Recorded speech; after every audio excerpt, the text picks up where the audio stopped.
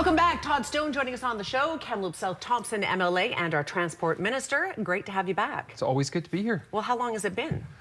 Probably 6 months, but we always see you at the Basics for Babies. That's right, and I saw you at the Gala of the Arts. The Mayor's Gala for the Arts was a lot of fun on Saturday night. It was a lot of fun. They do a great job. They do. Alan Corbishley and Andrew G. Cooper kept the whole thing going. They are awesome. Yeah, it was fun. Very funny. Felt like I was, and I just said this to Todd, I felt like I was on like a 2-hour special of the Midday show, because every time I turned around, there was somebody that was on my show in the last month. What they need to do, though, we were talking about this a moment ago, they need to have a dance at the end of it. Yeah. I'm a Latin dance star. Chantel and I are salsa dance champions. I recognize that. Where are we going to get to, You need to keep living that dream. Chantel's like, oh no. Anyways, it was a great night. Dancing would just be an extra added option, but we all got to bed before midnight, so maybe that's the way of it. Yeah. Anyway, we got a few different topics to talk about today. Todd's here to sort of do a recap about how things are looking for 2017 as we go forward. We thought we'd start with Hoffman's Bluff, and we have a visual here that we thought we'd go to. This has been a long time in coming. I'm liking what I'm seeing out there, but is it done yet?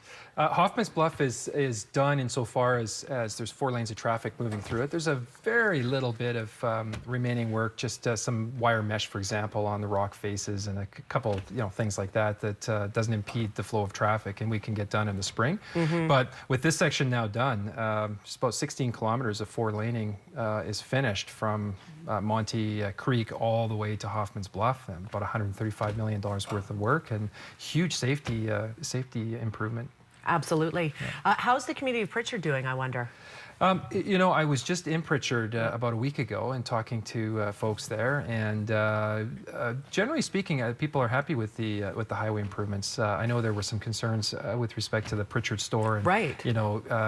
You don't see it now when you're on the highway. And it was my go-to stop on the way to the shoe shop. It was for us too, and we still try and pop in there every now and then. But the store is still there. Folks are still stopping, so I'm told. The residents like the safety benefits, the improved access of the highway. So, so I think it's been overall positive. Okay, so that whole construction project should wrap up when? Well, the Hoffman's Bluff piece, again, a couple minor things that'll get done in the spring, but we're going to get on with the construction of the next section. We've announced another $94 million that will take us from Hoffman's Bluff all the way to Village of Chase. That's so great. That work will begin later this year. A lot of unnecessary deaths over the course of many decades in the past, of course, right? Yeah. As well, we are going to talk a little bit about a story that we aired a little bit last night at 5 o'clock, the U.S. trade action against BC wine in grocery stores. Save on Foods, of course, is our, I think, one shining light here in Kamloops where we're selling BC wine. Right. Right. What do you think? Well, look, a lot of people have asked me, am I concerned that the Americans have filed a trade action? I think a hallmark or a feature of the Canada-U.S. relationship on trade for time immemorial has been trade spats.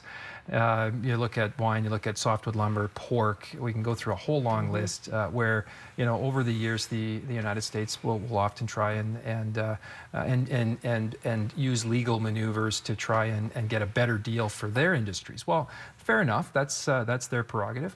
Our job here in British Columbia is to defend our industries, and that's what we do. And every single time a trade action is brought forward on the softwood lumber file, for example, Canada wins. It often can take a couple of years, and it can be painful to go through that process, but we always win.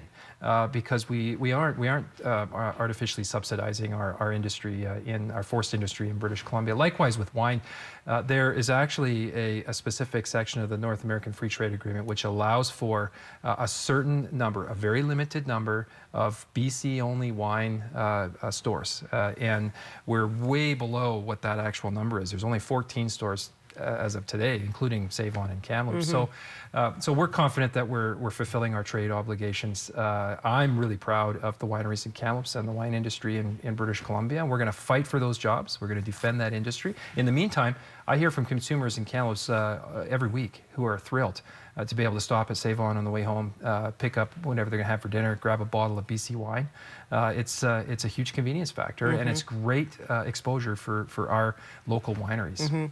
Softwood lumber is another one of those agreements. Now, ours just recently ran out. Bad timing in terms of the U.S. election. It just seems to me that President Trump and his cabinet may not be negotiators. Like, how's that all going to go? If we don't have an agreement in place, are the biggest exporters of softwood in this province of anywhere in Canada. I think more than 50%. What does that mean for us going forward? Well, there's a few things I would point out. One, thankfully, over the last decade, we've become overall in British Columbia less dependent on the United States for our forest exports.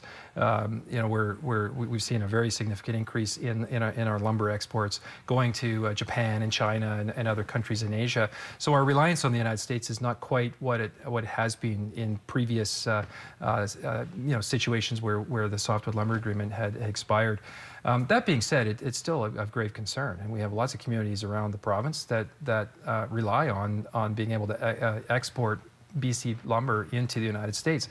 That's why our Premier is working really closely with the Prime Minister, with the Federal Trade Minister, to make sure that we're doing everything that we possibly can to defend those jobs and promote the industry in British Columbia.